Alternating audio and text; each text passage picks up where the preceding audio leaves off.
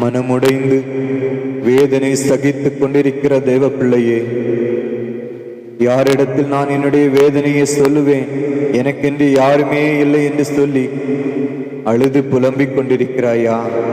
தனிமையிலிருந்து வேதனைப்பட்டு ஒவ்வொன்றாக நினைத்து நினைத்து கண்ணீர் சிந்திக் கொண்டிருக்கிறாயா?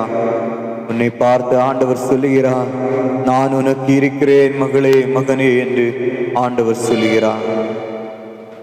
அன்பான தேவ பிள்ளையே, உன்னுடைய எந்த பிரச்சனையாகட்டும் இயேசு கிறிஸ்துவின் பாதத்தில் நீ ஒப்புக் கொடுப்பாயா? ஆண்டவர் உனக்கு சமாதானம் தருவார். சங்கீதம் 55வது சங்கீதம் 22வது வசனம் சொல்கிறது, கர்த்தர் மேல் உன் பாரத்தை வைத்துவிடு, அவர் உன்னை ஆதரிப்பார். ஆமென். நம்முடைய பாரத்தை கர்த்தர் மேல் வைத்தால் அவர் நம்மை ஆதரிப்பார்.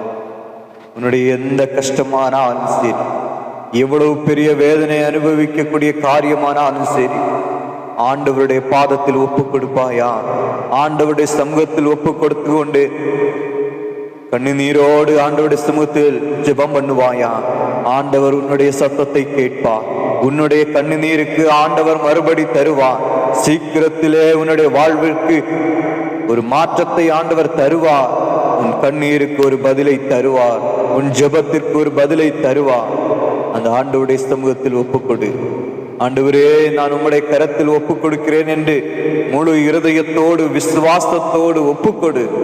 ஆண்டவர் பெரிய காரியங்களை உன்னுடைய வாழ்க்கையில் செய்வார்.